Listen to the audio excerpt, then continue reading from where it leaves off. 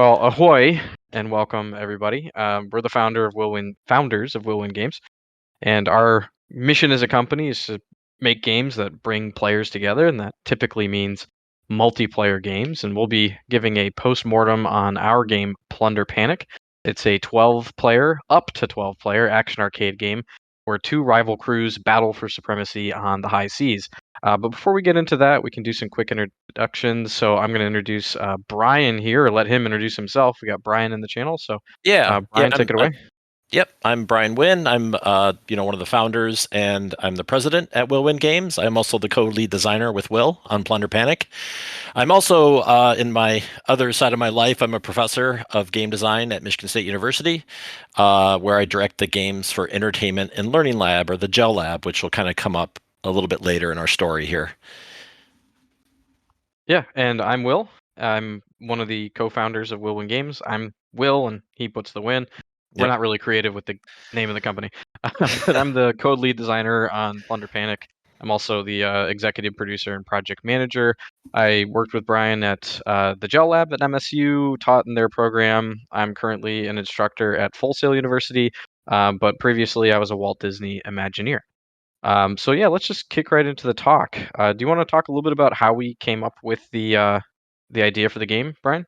Yeah, so it kind of goes all the way back to 2015, where we at MSU were hosting an interactive media showcase at the Traverse City Film Festival, which was aptly named the Woz after Steve Wozniak. And we did it in 2015 and 2016, and then going into the 2017 Traverse City Film Festival, we got the mission from our university president to make it more MSU centric. Prior to that, we would show a whole variety of cool indie titles and VR things, and then some of our own stuff that we were creating out of the GEL Lab and some of the things that our students were making. But since the university was pouring so much money into us going to this thing, and hotels and all that type of stuff, they said, hey, we should really brand it and kind of show off the awesome stuff that we've been doing. So we were pulling that together for 2017, and we were brainstorming how to make a showcase piece, kind of a center of our showcase, to really bring people in, get them excited, get them energized. Of course, they're going to check out all the other things that we're showing, but something that was a crowd pleaser, if you will. So we started to brainstorm ideas, kind of just over a lunch session, Will and I. And we knew that we wanted to make something team-based, multiplayer, something that had people shouting and excitement. I was super into pirates at the time, and just kind of always had a dream of making a pirate themed game. We were talking about other indie titles that we were inspired by, so we talked about Killer Queen and Nidhogg. We talked about, Smash Brothers. Of course, that's not really indie, but, just loving that sort of multiplayer, competitive aspect, Duck Game and Towerfall. And, we kind of settled on an idea, and we quickly drafted it out on a napkin at lunch and went back to our team and said, like, hey, we don't have a very big budget here, and we've only got about 2.5 months timeline, but this is a passion project of ours. This is something we're really excited about. In the GEL Lab, we typically did more kind of grant funded work, National Science Foundation, National Institute of Health, NASA, that sort of thing. So they tended to be more like educational or health related type games. So this was something that was a little bit different. I mean, it was purely an entertainment title, and it was something that, like I said, we were really excited to do. So we got started and did about 2 months of rapid prototyping, and the game really started to come together. We really thought it was fun to play, so we decided to kind of up the ante a bit and think about ways to theme around the game. So we didn't just want to have like a laptop on a table at the festival, because once again, this was sort of our showcase center.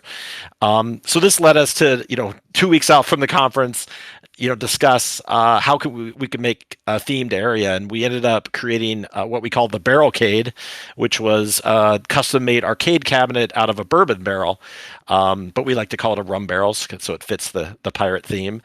And it was, complete with a kind of a pole coming out of the barrel, which was our sail. It had, kind of sail fabric on it, and we had TVs mounted on each side, so each team would stand on each side of the barrel. We had a red team and a blue team, and then we had little treasure chests on the top of the barrel. We had a table that sat on the top of the bourbon barrel, and each treasure chest contained 12 controllers coming out of it, 6 on each side. The game itself was a 6 versus 6 local multiplayer game at the time. So, in late July of 2017, we packed up the barrel. We drove up to Traverse City, which is about a 3-4 hour drive from us, and we showed off the game over about a 5-day period. And we had a really great response from the crowd there. Lots of people played it. Lots of people had fun. We had constant crowds. We had people coming back day after day. Of course, this is a film festival, so people kind of come for the films. But we really accomplished our mission of really kind of raising the bar, if you will, on interactive media and showcasing games and that sort of thing. So, kind of after that great response to the Traverse City Film Festival, we ended up saying like, hey, maybe we should take this other places. So we took it to IndieCade 2017 that fall. I think it was in October out in Los Angeles. And, we ended up having a great reception there as well. And we won the Audience Choice Award, which, kind of came out of nowhere. So, at that point, we thought that maybe we really had something cool here and we should keep it going. So we submitted it to a gaming pitch competition at South by Southwest 2018. And we ended up being a finalist in that competition. The judge said that he thought we were the runner-up of the winning title there. And, we were accepted at Indie Mega Booth at PAX East 2018. And, we brought the barrel out to Boston there and showcased it and just had a really great showing, lots of crowds, lots of excitement around the game. And all this kind of reception to the game really made us realize that we had kind of the nice start of potentially a commercial game, but that at that point, like, once again, it was just sort of a passion project that we created, and, we were just kind of doing the circuit, and didn't really have like a business plan or a mission. So ultimately, we kind of fast forward a couple years, we decided to make Plunder Panic our launch title as we started Will Win Games. So that's kind of how we decided on Plunder Panic as our focus, as our title. In the first couple years, it really was something that we were just doing on the side, kind of put a little time in before the next event. It wasn't something that we were working full time on, but over the last year and a half, we've been definitely working full time on it. So Will, maybe you can talk a little bit about kind of the story, the gameplay, kind of what came first, the art style, so forth, and what elements Sure. influenced each other. Yeah, and for those listening along, I did post some links to. There's a trailer for the game, as well as the Steam link, and then some pictures of the arcade cabinet in the main chat there. But yeah, the mechanics of the game definitely came first. We knew we wanted to make this like local multiplayer experience that would accommodate large players, or large groups of players rather. And since we weren't exactly sure what we wanted to do outside of that, we went with this kind of fast and loose 8-bit style, something that we could whip up really quickly. There wasn't a whole lot of complexity to the art, especially when we knew the mechanics were going to keep changing. And this definitely lent itself to the style that we were used to in the lab and in the game program that we taught. It was all about rapid iteration and being able to pivot very quickly, and then getting kind of the core of the gameplay right before you settle on the art style, that sort of thing. And it also helped we didn't have a massive budget to work with or a heck of a lot of time, so we worked with really what we had. It was a very bootstrap type project. But we were, as Brian said, pretty dead set on pirates as the theme. We went out to lunch. He's like, "We're making a pirate game," so we at least knew to work with pirates from the start. So between the theme and then like the goal of a large group of players, that really got us going. And from there, it was pretty easy to come up with some mechanics. It was all pirate related, right? There's if there's pirates, there's going to be gold, there's going to be cannons, there's going to be sword fights, there's going to be ships exploding, that sort of thing. And then we started playing around with game modes. We started adding items into the mix. We had, some additional art that we're throwing in there, and we realized we didn't even have enough pixels to work with 8-bit. It ended up becoming a constraint for us. We had this great proved out concept. It was the same one that we took to Indiecade and that we took to PAX East 2018. But at that point, the game was starting to grow and grow and grow. So we decided to kind of rebuild the game in a 16-bit style. And this was right around when we were greenlit to work on the Nintendo Switch. So we ended up applying to Nintendo and getting a dev kit.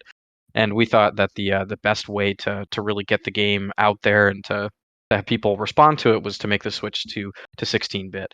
So playing to our team strengths, we had this artist at the time who's a really great pixel artist, and he was able to crank out a ton of awesome art that then allowed us to make some more complex animations and mechanics, things that we just weren't comfortable with or didn't look very good doing in 8-bit. So that was at least one of the issues, but kind of where we got started. What were some of now we can switch back to Brian. What were some of the biggest concerns that we had tackling this? Yeah, I mean, I guess behind, beside the real short time frame and the shoestring budget. I mean, shoestring budget like under $5,000 is what we're talking for our initial thing that we brought to the Traverse City Film Festival. So beyond that was once again we were trying to create this 12-player experience, and a team base 6 versus 6, up to 6 versus 6. So we needed to accommodate all different team sizes from 1 versus 1 up to 6 versus 6.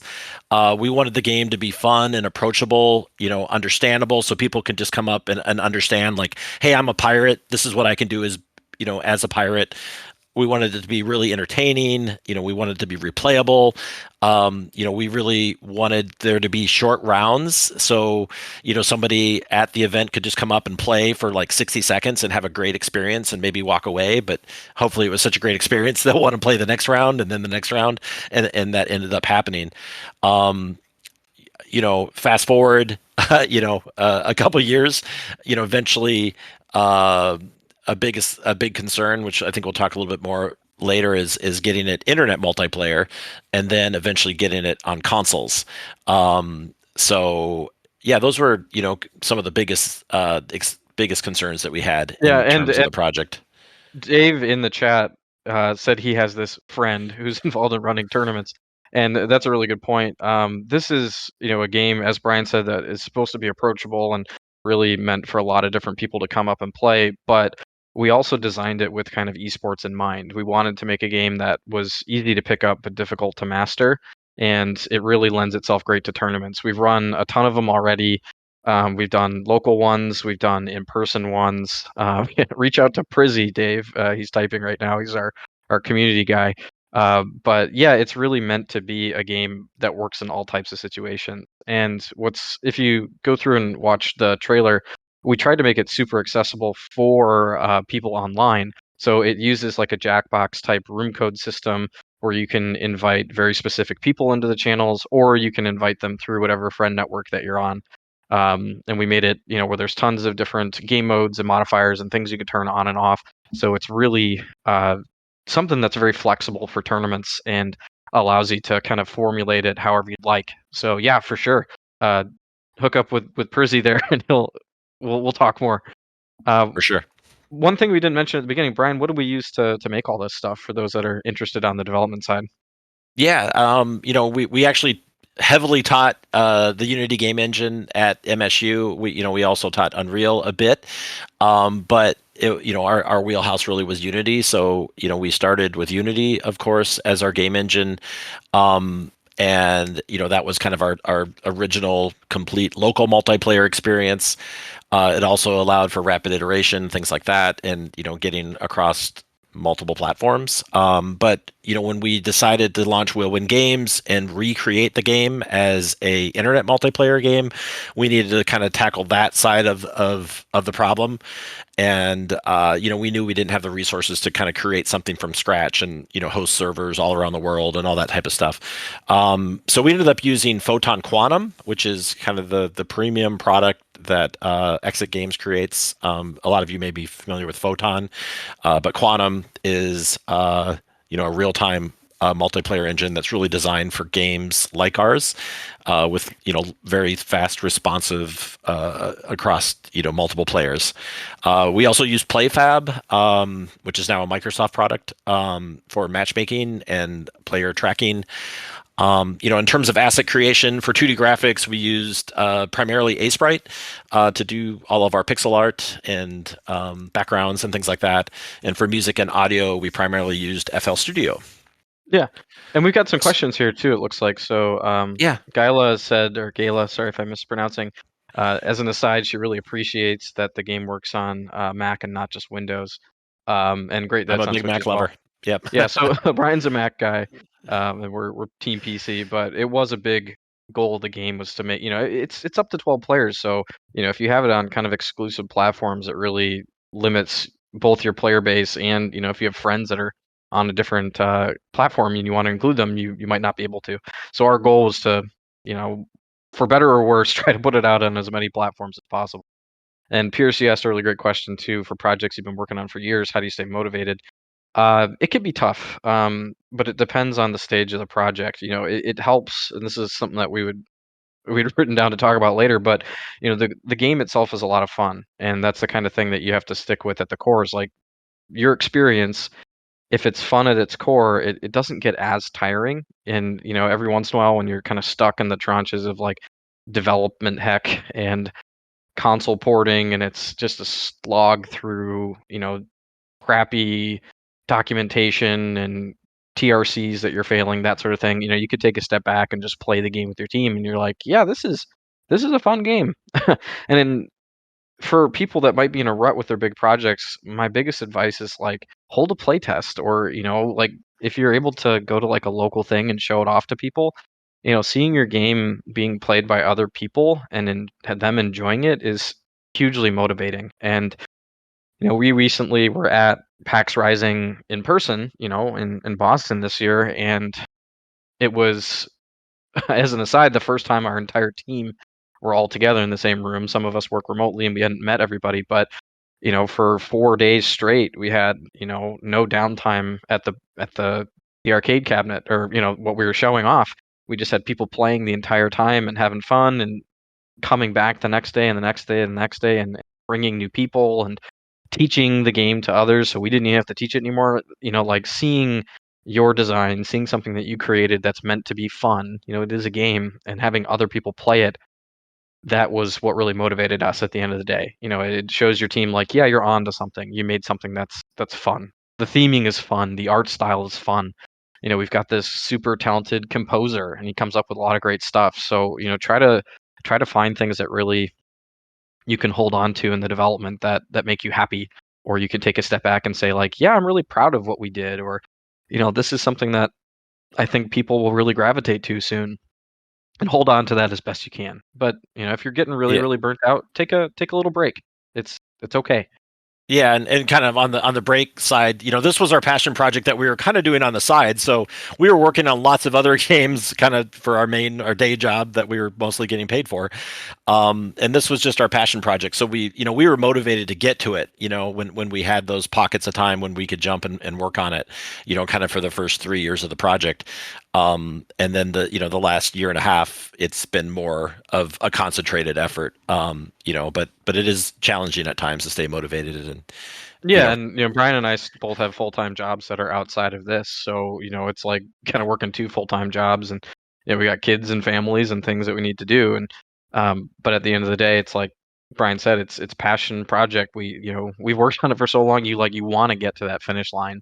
We want to get it out there. We're ready. It's on Steam Early Access. It's been out since September of last year, but like that goal of finally getting to console, and being able to boot up your PlayStation or your Xbox and say like, hey, I can purchase this game that we self-published and that we developed. Like that's a huge motivator, and that'll keep you going as long as you can.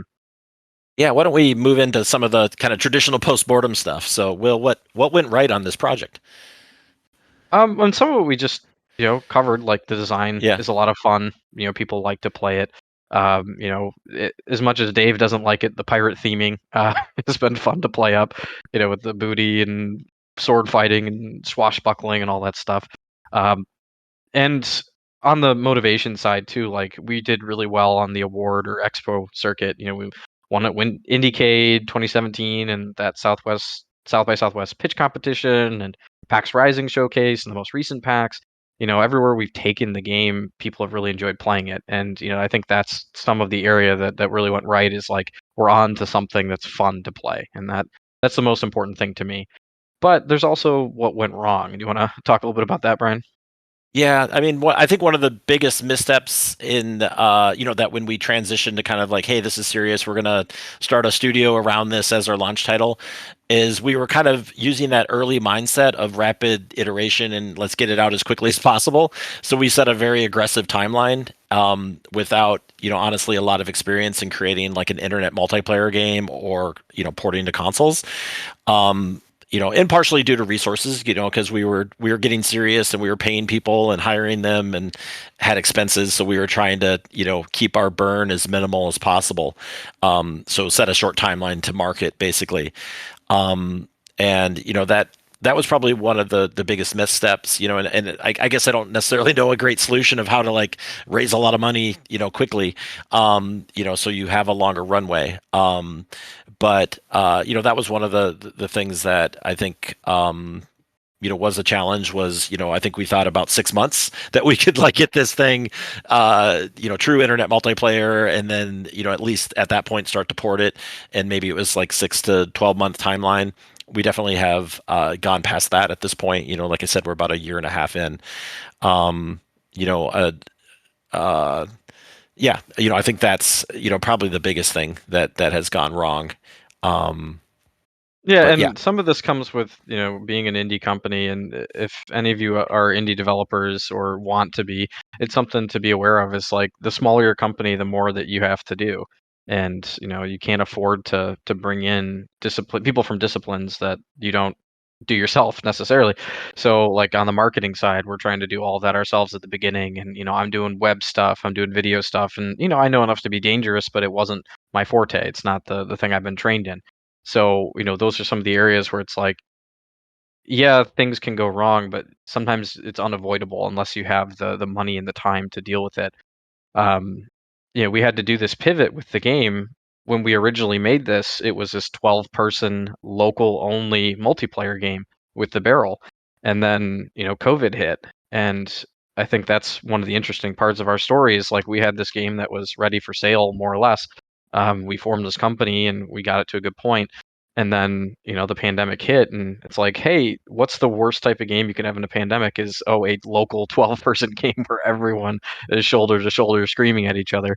Uh, there's stay-at-home orders that didn't even allow that amount of people to play at the time. So, we said if we want this to do well, we're gonna have to put internet multiplayer in there. And that's one thing that maybe if we could have went back in time and started the groundwork earlier, it would have helped in the process. But trying to rework the game to accommodate 12 people playing on the same machine, but also being able to go online with multi-platform is a big endeavor, and that's part of what has extended the timeline so much longer than we originally accounted for. But at the same time, it's a really good knowledge that we have now of how to handle that and some of the good things that we did and some of the bad things that we did, and it's a learning experience. But overall, things have gone fairly well. Um, what do you think you're the most proud of with this, Brian? yeah. I mean, I would kind of, I guess, emphasizing what you said. I'm probably most proud of the game itself. Plunder Panic really met our original goals, and in a lot of ways, far surpassed them. Winning the Audience Choice Award at Indiecade was really big for us. Kind of launched us on this trajectory. Bringing out to PAX East twice. The early kind of 8-bit version, and then just more recently the Will Win game 16-bit. Internet multiplayer version. But the all the accolades aside, being able to take this from a small prototype, kind of out of my university lab, and use it as a vehicle to launch our game studio. Higher up, we're about 12 total now, which is awesome. And then evolve the game from that early prototype into a full-fledged product. A commercial product that's ultimately going to be on 8 platforms. Is kind of amazing. So we're really proud of that, or I'm really proud of that. Yeah, for sure. And And the team, and the team that we built. yeah, I think we've we got a have to wonderful team. highlight those. I think it's a good time to highlight those. We do have a group of 12, and not everybody's full time, but that doesn't downplay what they add to the project. And each person on our team brings a real unique talent or perspective that is really appreciated. And the art styles is one huge piece of this. At the beginning, we just had one person on the art team, and then he was working with us just part time, and then we were able to hire up and get a half time person. And people come and people go, and right now we have one pixel artist and two interns now doing art for us, but they're cranking out some awesome animations and levels and just really going ham on the style, creating some goofy fun stuff.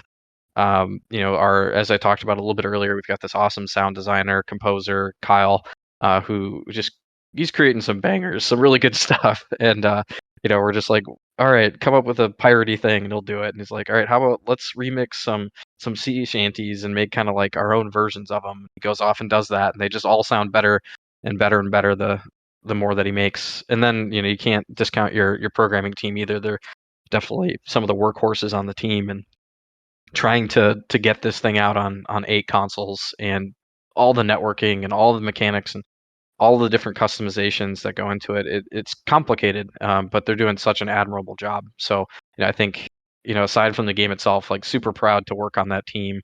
We've Yeah. learned a whole heck of a lot. And I know we've got a limited time here, so I thought we should talk a little bit about some of the things that we've learned as we've worked on this game, Will. Yeah, sure. So some quick takeaways. Try to keep stuff as simple as possible, especially with your user interface, user experience.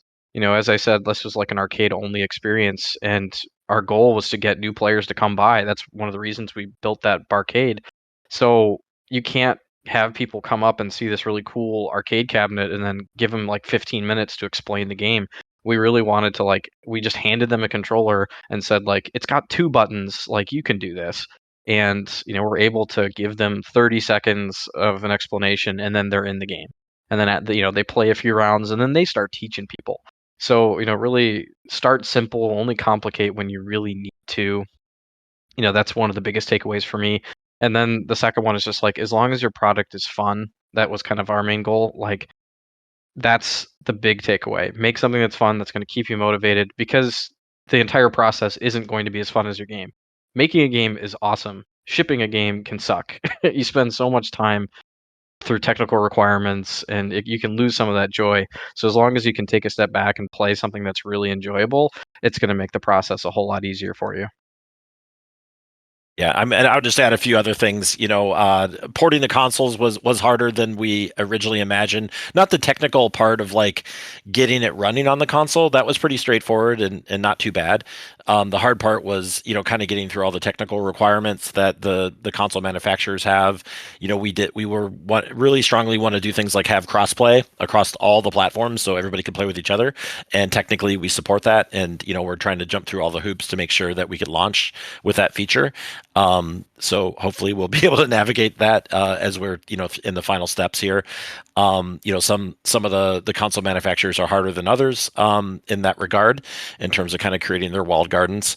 We also learned that we could launch a studio and we could work effectively across COVID and all being remote. But ultimately, we did have to get an office space and kind of go to a hybrid model where some people were in the office working on hardware on access to the dev kits and things like that, and some people were remote and some people are partially remote and partially come in, and that kind of flexible approach I think has served us well, and I think that's kind of maybe the modern working environment that we're seeing out there now, kind of at the tail end of COVID here. Yeah.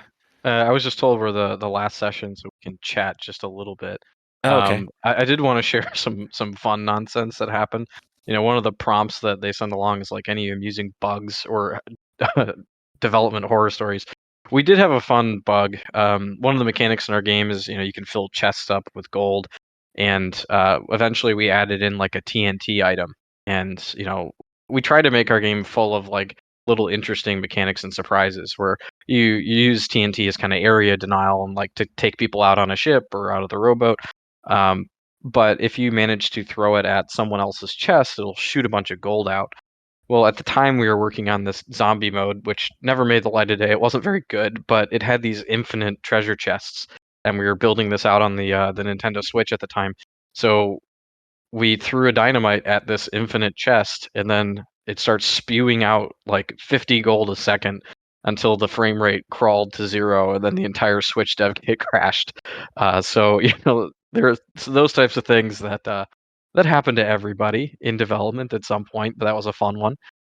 Another real good one, for me at least, I went away on vacation when the early time of developing this, and when I came back, my team said, "Hey, we did something," and they had that look in their faces of like we did something bad, and they told me to put in the Konami code on the main menu. So I was very excited. I was like, "Okay," so I put in the Konami code, and it did a little ding-a-ling-ling, and then I start the game up, and it doesn't look any different. And I play for like a minute or two, and then there's this like little magic dancing mushroom on the screen, and I'm like, "What in the world did you do?" And they're like, "Go take the mushroom." So my character picks up this magic mushroom, and it starts playing this like trance remix of the main theme, playing in tune with camera screen shake. The camera's bouncing around everywhere. It's doing like flashing rave lights, and it was hilarious. We can't ship it like that because of seizure issues. But the team was motivated to just add in this goofy thing because they were just having so much fun with the project. Yeah, So we also had to take out the magic mushroom for rating purposes. We didn't want to be promoting drug use and made our rating become yeah, mature.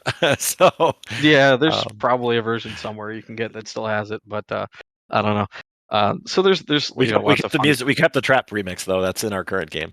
Yeah, it is. You can put in dance party as one of the modify R's. Sorry, Dave. And if you enable that, it'll play that trance music on the character select there.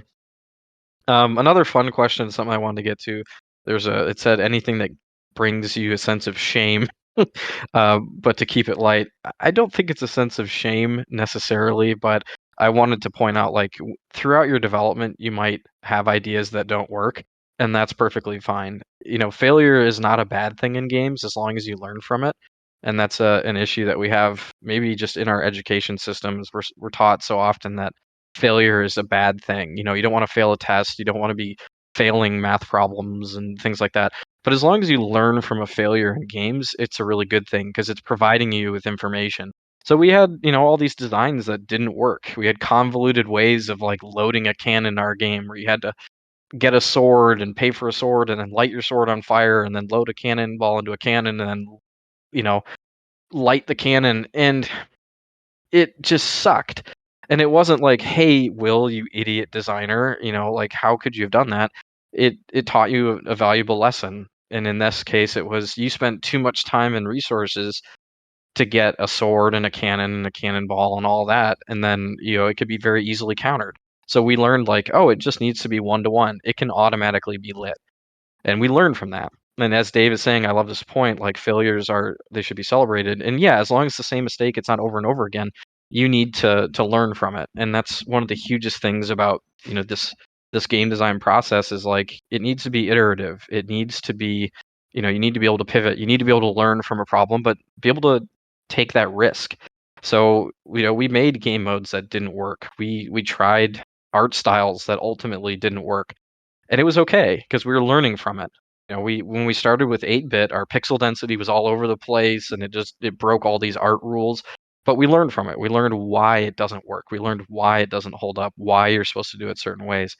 And I think that's one of the when I teach my game design classes, even non-game design classes like analytics classes, I I go all the time on this point. Like failure is good as long as you're learning from it. It's okay to fail as long as you learn from it. I think that's a big, big takeaway for me. How about you, Brian? Yeah, I somebody once said, you need to work as hard on your company as your product, and I think that's definitely the case here. Like, I think we like established that we had a pretty good game early on. Even before we formed our company, and it was kind of part of the reason that we formed our company was to launch this and get this out there. But the process of actually creating the studio, developing business plans, pitching, raising funds, marketing, porting to consoles, to make sure that you're hitting all these platforms. Those have, I think, really been the hard parts, and maybe it's just because it's not our wheelhouse. We come from a game design background. Not that, game design is easy. I always call it hard fun. It's hard fun to make games.